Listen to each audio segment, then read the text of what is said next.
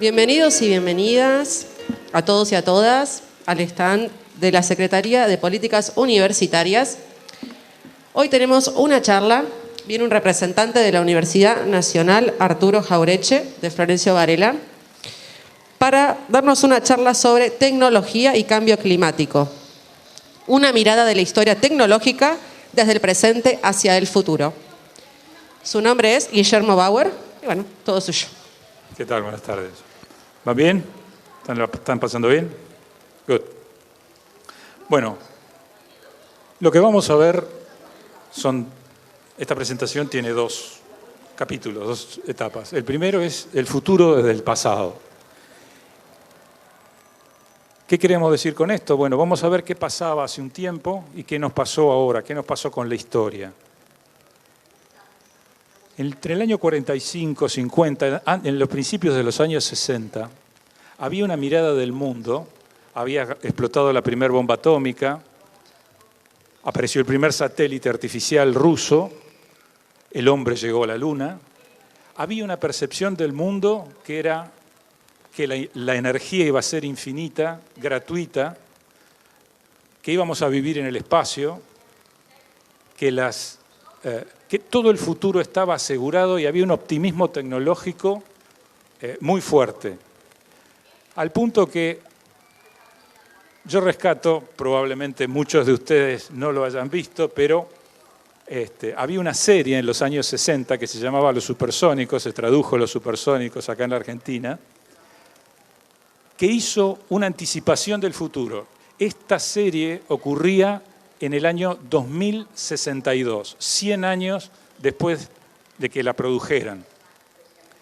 ¿Y qué tenía este futuro imaginado, optimista, en el año 62? Bueno, tenía casas que estaban por encima de las nubes para evitar los problemas atmosféricos, tenía autos que volaban, tenía máquinas que fabricaban comida automáticamente, tenía robots que nos ayudaban en las tareas cotidianas.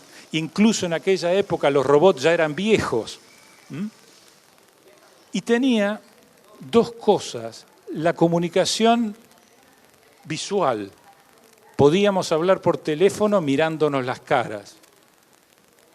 Ustedes no lo vivieron, pero yo sí, yo tenía 7 años en esa época, en el 65 más o menos cuando llegó acá. Y era increíble. No podía ser.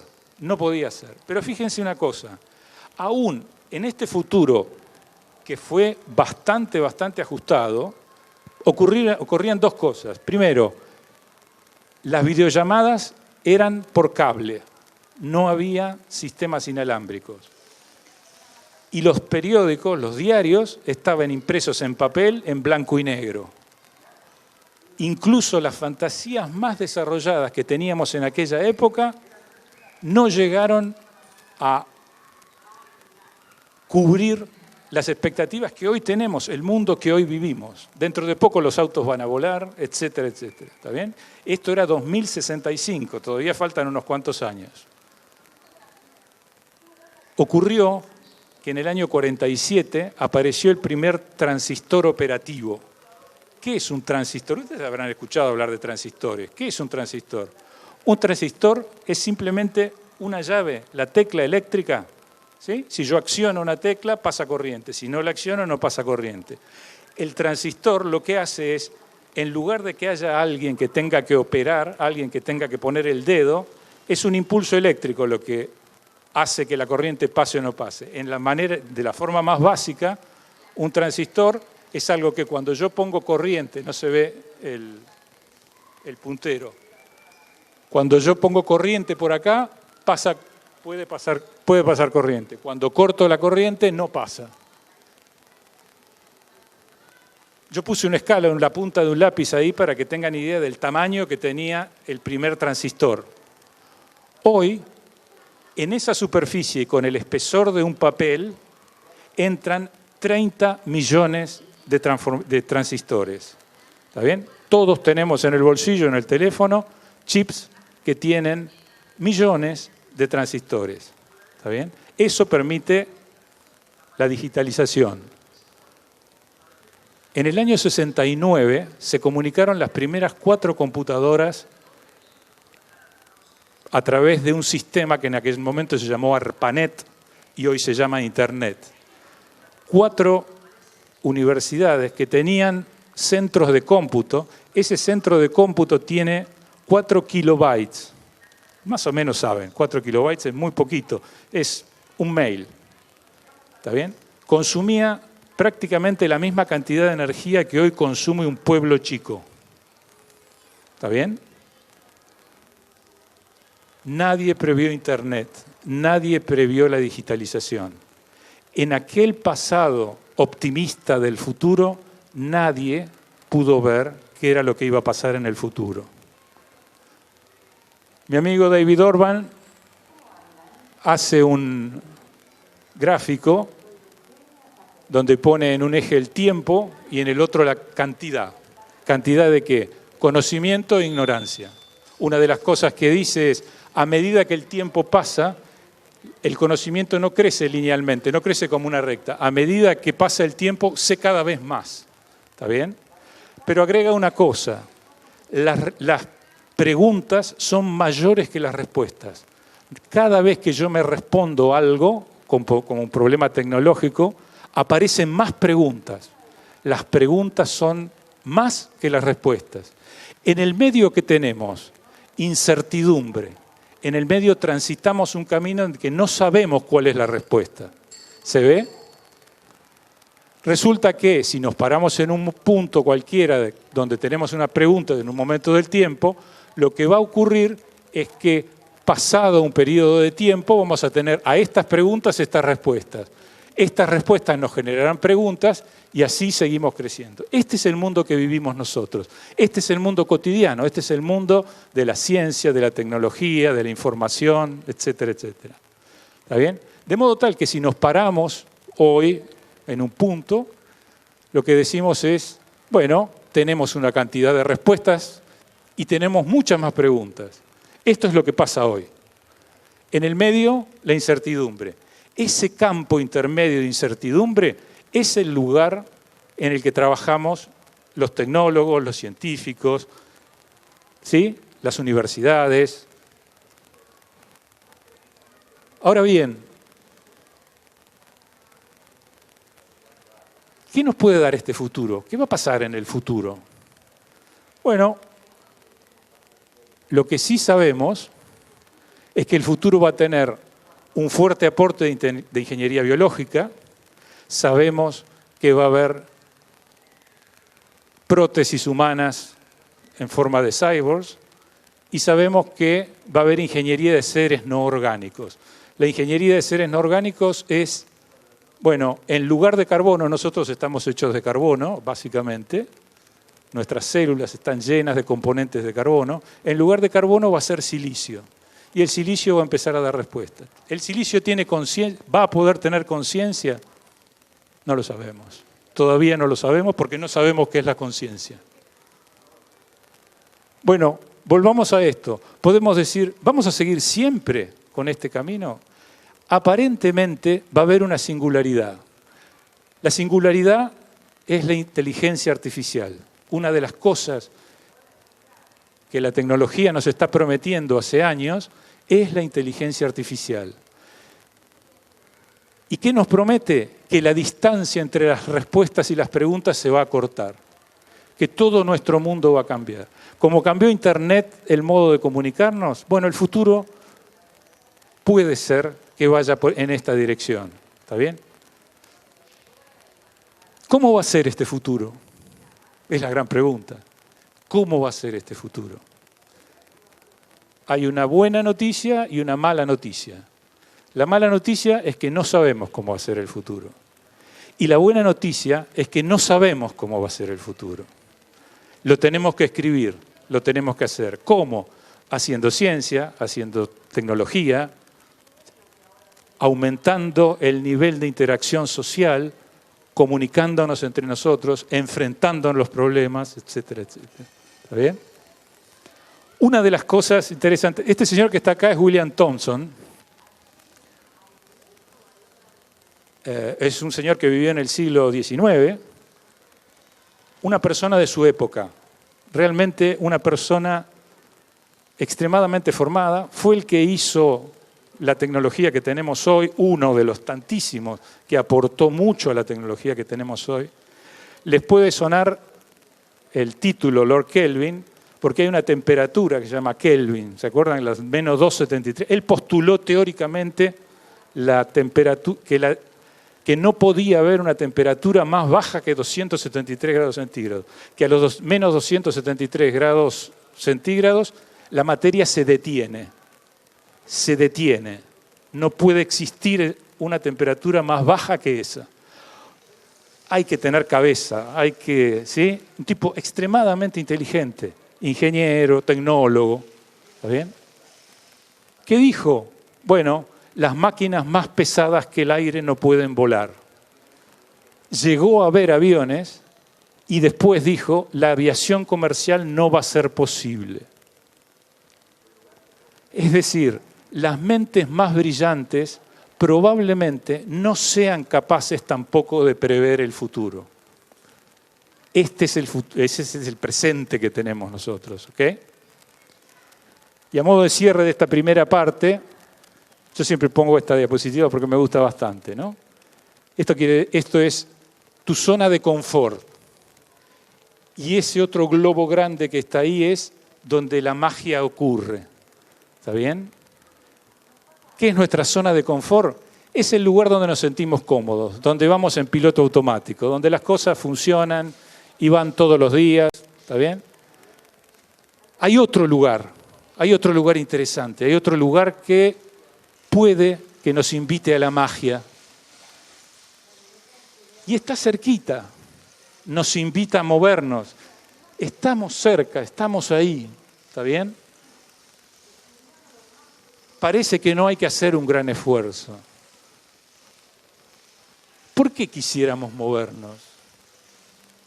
¿Por qué eso? Por una pulsión natural, porque...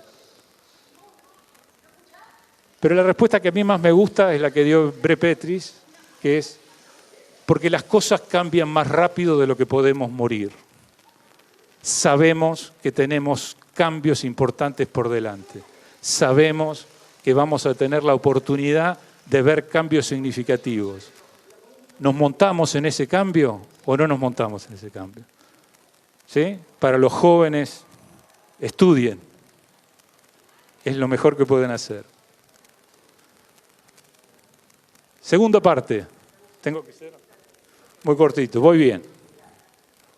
Las nuevas reglas de juego. ¿Qué quiere decir las nuevas reglas de juego? Esto es Pakistán, el 25 de septiembre de 2013, a las 7 de la mañana, hubo un terremoto de grado 7 que sacudió Pakistán. 330 muertos, 445 heridos. Mis colegas de la Federación Internacional de la Cruz Roja trabajan en esas zonas de desastre. ¿Saben? Una vez que los helicópteros despachan a los rescatistas, a los médicos y a los grupos que van a atender primero a la gente, cuando se produce un espacio en algún helicóptero, ¿a quién suben? ¿A quién suman? Peluqueros. ¿Por qué peluqueros? El desastre es tan grande, las consecuencias son tan terribles, que la gente necesita ver que algo cambió. Esta gente tiene que enterrar a sus muertos y tiene que saber que hay futuro, que ese futuro existe. Entonces, no se puede admitir que las personas estén como después del terremoto.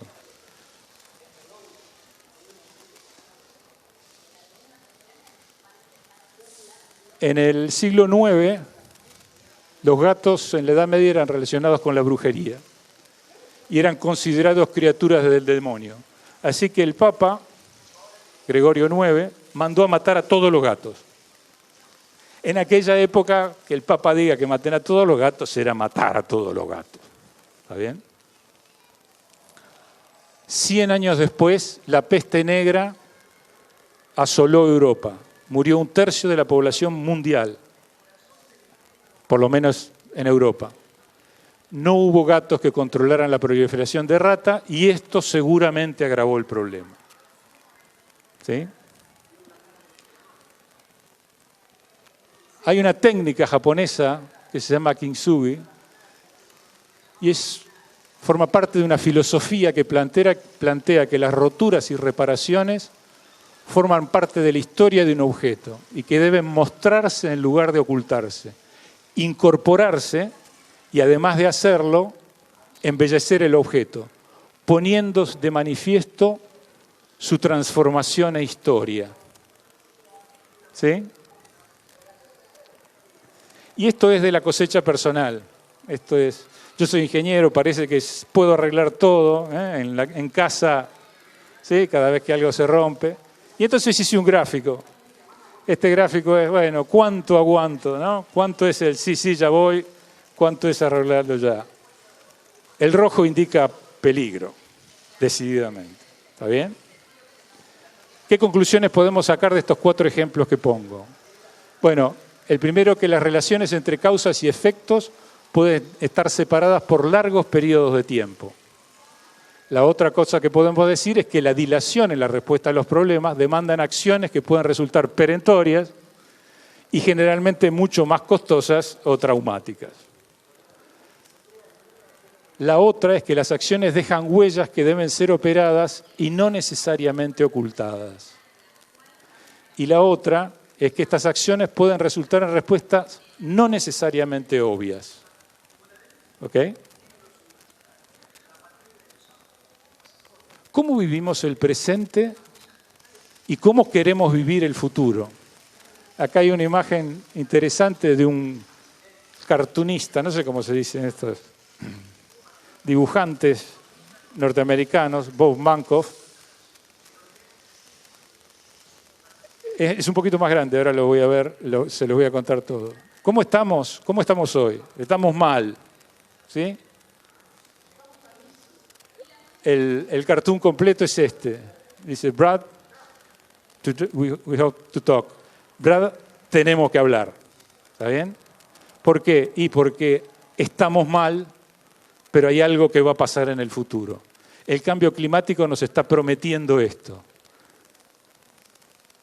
¿Qué hacemos los científicos y los tecnólogos? Bueno, decimos, estamos mal, hay una distancia a un peligro inminente, podemos calcular la velocidad a la cual nos acercamos y podemos tener una idea del peligro que tenemos por delante. Eso está muy bien, nuestros modelos matemáticos son muy completos, las predicciones son cada vez más precisas, sabemos cada vez más de lo mal que nos va a ir a medida que se vayan haciendo los problemas más graves. Nuestros modelos son buenos, nuestra matemática es buena.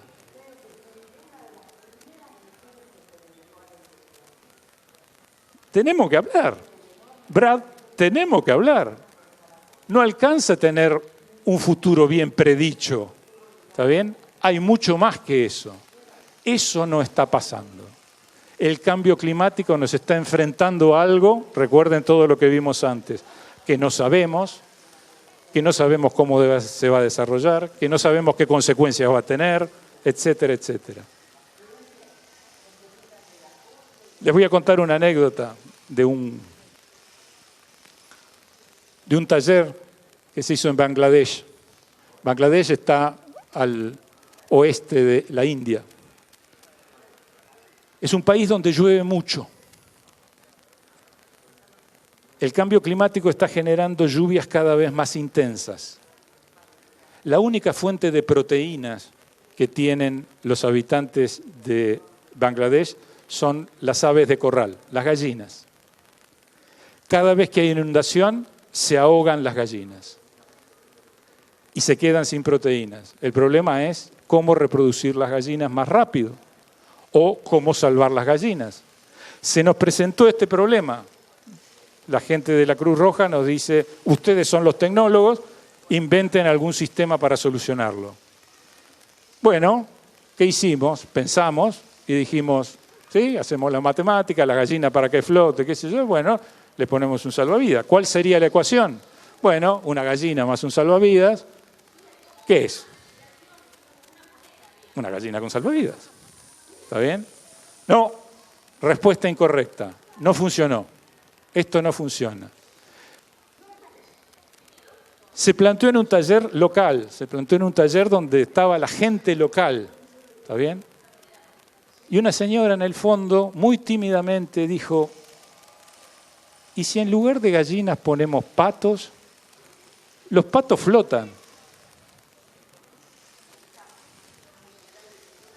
Bueno, y así es que en Bangladesh ahora hay patos en lugar de gallinas.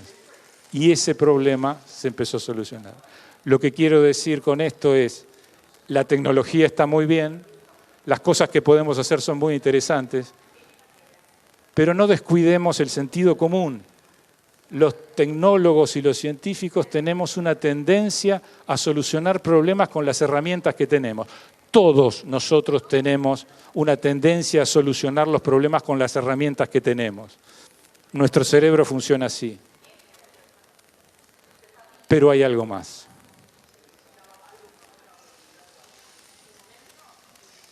Y ya estoy terminando en tiempo. ¿Qué es lo que creo? Bueno, que percibimos el problema como una amenaza y no como un asunto a resolver colectivamente. Y la otra cosa es que nos ponemos a la defensiva en lugar de colaborar. Estos son dos problemas. Como colectivo, como sociedad, como grupo humano tenemos estos problemas. Entonces, ¿qué hacemos? ¿Está bien? Estamos en un embotellamiento. ¿Está bien? ¿Qué hacemos en el medio? ¿Probamos tocar bocina de nuevo? ¿Qué es lo que tenemos que hacer? Esto es lo que tenemos que discutir. Esto es lo que tenemos que hablar. ¿Ok? Hablemos. Gracias. Bueno, le agradecemos a Guillermo por la charla, sí, y por invitarnos a pensar. No sé si hay preguntas o comentarios que quieren hacer. Aprovechar ahora, ¿no? Bueno, ¿sí? ¿Tenés una? Bueno. Yo tengo una pregunta, me quedé pensando en el inicio de la charla donde usted marca una parábola entre la incertidumbre y el conocimiento y dice que la inteligencia artificial va a lograr que en algún momento nuestro nivel de incertidumbre se acreciente. O sea, casi sería como entender que vamos a tener casi todas las respuestas.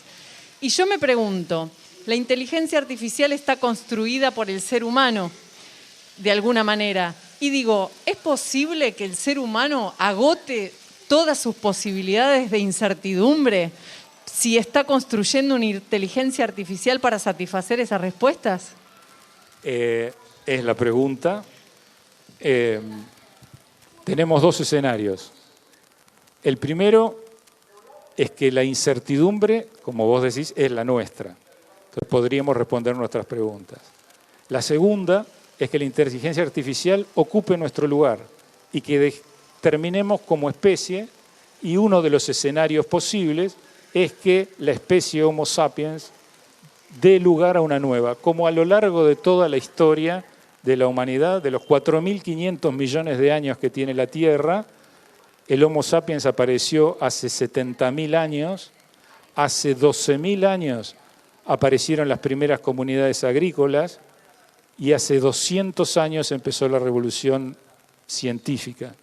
Somos una pequeña chispa en la historia de la Tierra.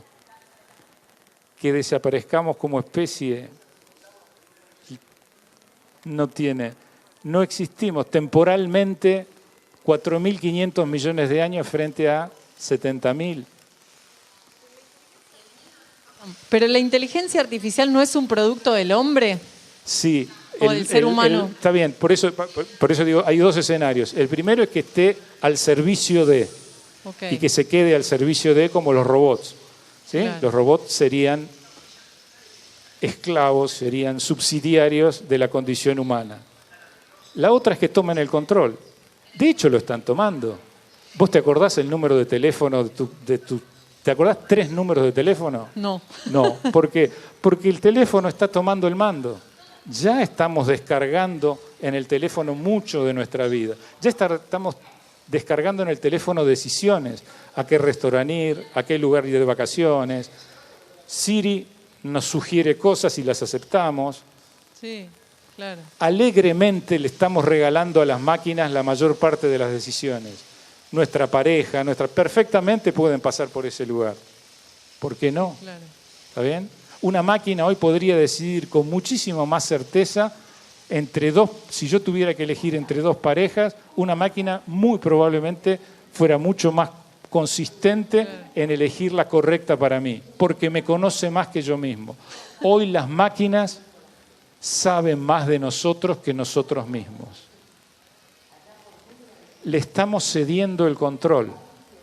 ¿Cuánto falta para que seamos prescindibles? 100 años, 200, 500. Hace 100 años, hace 120 años, uno de los tipos más brillantes de su época dijo que los aviones no podían volar. ¿Está bien? Si nosotros nos paramos en el contexto de nuestra propia vida, los tiempos obviamente se manejan de una manera distinta, pero a nivel colectivo, ¿está bien? Entonces, un escenario es que pase eso, que pase el futuro optimista de los supersónicos, ¿está bien? Ese futuro donde toda la tecnología estaba a nuestro servicio. Esto dejó de ser cierto en el año... Con la crisis del petróleo del 73 empezaron a desaparecer los optimismos tecnológicos. Pero ese es un futuro romántico, deseable, el que nos imaginamos, el que queremos creer. Y después está el futuro real, que es lo que va a pasar, que no lo sabemos. ¿Está bien? Entonces, en ese futuro distópico, probablemente una de las cosas que ocurran es que el silicio se haga cargo. ¿Tiene conciencia? No lo sabemos porque no sabemos qué es la conciencia. ¿Qué somos? Bueno, no me voy a poner dramático, pero bueno, somos hormonas, somos células, somos una computadora que hace una determinada cantidad de cosas. Cuando la computadora deja de funcionar, ponemos un modelo nuevo. Cuando una especie deja de funcionar, tantas especies desaparecen por día, que desaparezca la nuestra, bueno, es una posibilidad. ¿Está bien? ¿Qué va a pasar en el medio? No lo sabemos. ¿Qué es lo que va a ayudar a que tengamos problemas? El cambio climático. Nosotros mismos, la intervención humana que fue en la dirección de hacer las cosas más complicadas. ¿Está bien? ¿Qué va a pasar con el futuro del trabajo? No lo sabemos. El trabajo está... Los supersónicos trabajaban 3 horas por día, 3 días por semana. ¿Está bien? Es muy interesante, porque están muy cerca. La mayor parte de las cosas que se pensaron hace 60 años están bastante cerca. Era el futuro que se estaba previendo. ¿Está bien? Era esa lógica, esa continuidad lógica. El tema con la inteligencia artificial, creo que yo utilicé la palabra singularidad. Nosotros lo que tenemos por delante es una singularidad, algo que no sabemos, que no es la continuidad, como habíamos visto, la bioingeniería, los cyborgs, son más de lo mismo, muy sofisticado.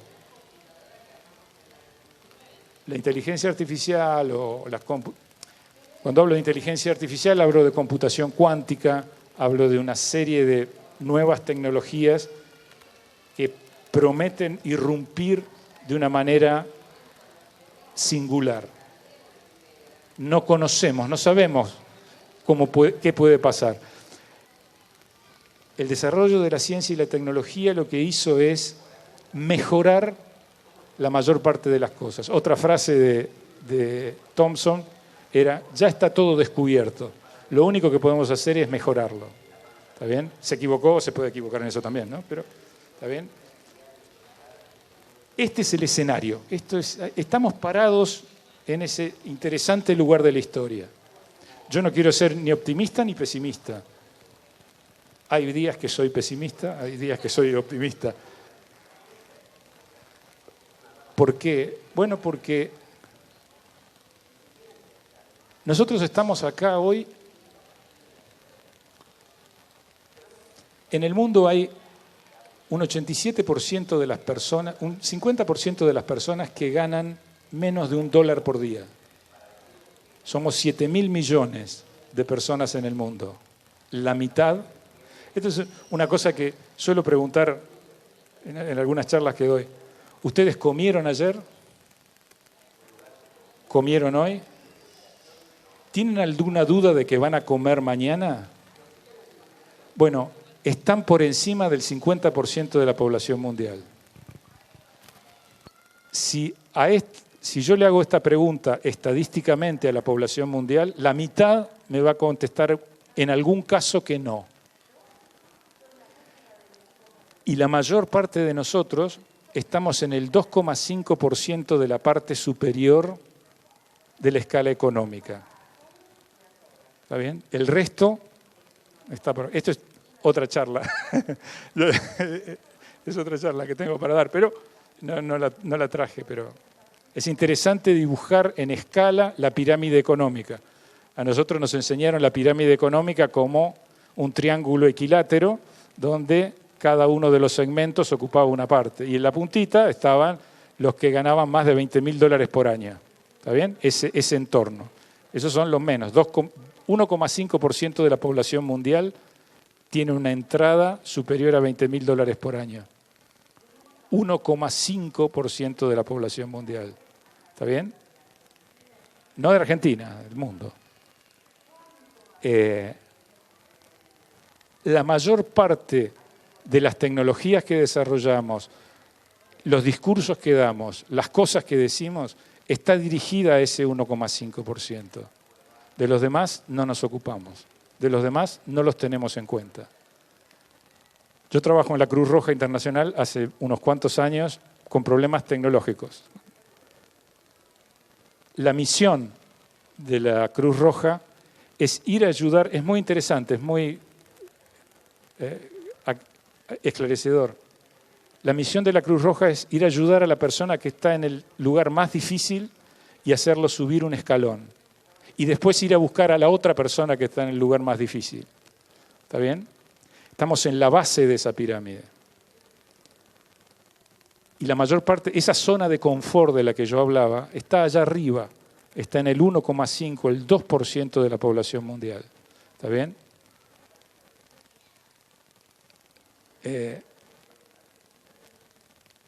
Yo hice algunas misiones a África, a algunos lugares, a países que ni conocía. Una vez me llaman de Burundi, que necesitaban una... Yo no sabía si Burundi era una empresa, una provincia, un país, una fábrica de pan, no tenía ni idea. 15 días después estaba aterrizando en Bujumbura, que es la capital de Burundi, que es un país muy, muy chiquito en el centro de África. Le llaman el corazón de África, porque tiene forma de corazón fisiológico y está más o menos en el centro de África. Es muy chiquito, tiene 270 kilómetros de norte a sur y 160 de este a oeste. Es parte de lo que fue el Congo belga. ¿Está bien? Los problemas que uno se encuentra en esos lugares, en Etiopía, en otros lugares que se trabaja, son problemas. Cuando nosotros decimos que tenemos problemas, yo no se lo recomiendo a nadie, pero entrar a un campo de refugiados en África es una experiencia que uno no se olvida.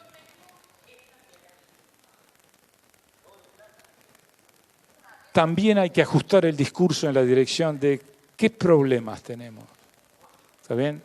¿Comieron ayer? ¿Van a comer hoy? ¿Pueden comer mañana?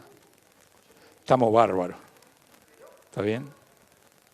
Digo, no me quiero ir por el lado pesimista, pero digo, esta perspectiva que tiene que ver con para quién estamos desarrollando la tecnología, qué es lo que estamos haciendo, cómo se está separando el mundo tecnológico de los problemas que tiene la humanidad como tal y el significado que tiene la palabra humanidad para nosotros. Esta pregunta que vos me hacías, ¿nos van a desplazar o no? ¿Y a quién desplazarían? Y desplazarían ese 1,5%. Los demás ya están acostumbrados. ¿Está bien? Entonces, me gustaría una pregunta más optimista para no cerrar acá, pero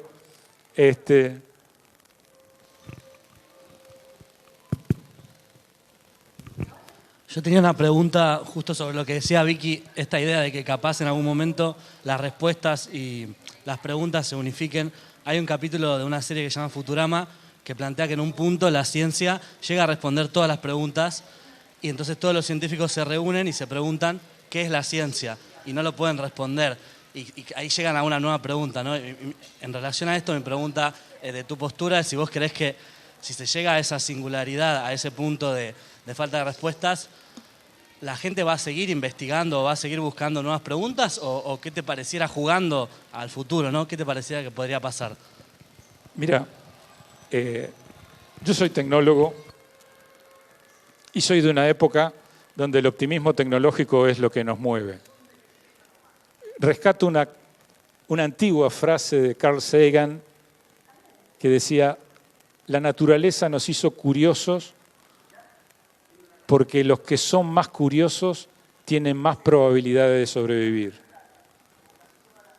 Eso es optimismo tecnológico puro.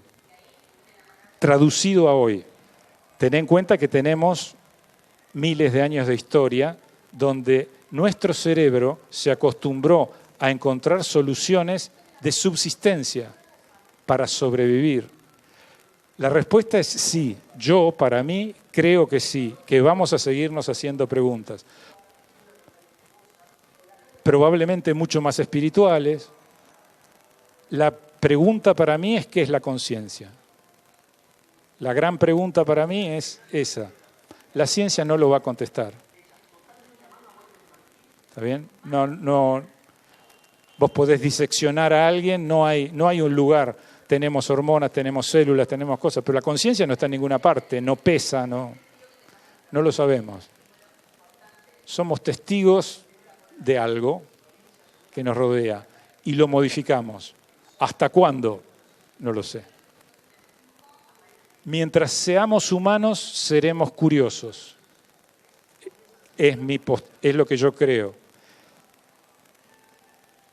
Cuando mostré la imagen del pizarrón con la zona de confort y donde la magia ocurre, uno se podía preguntar, ¿por qué?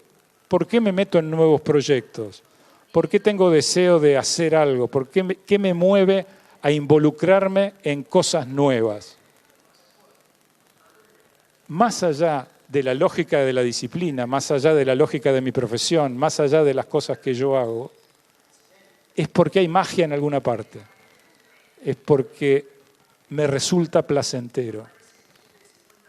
¿Por qué?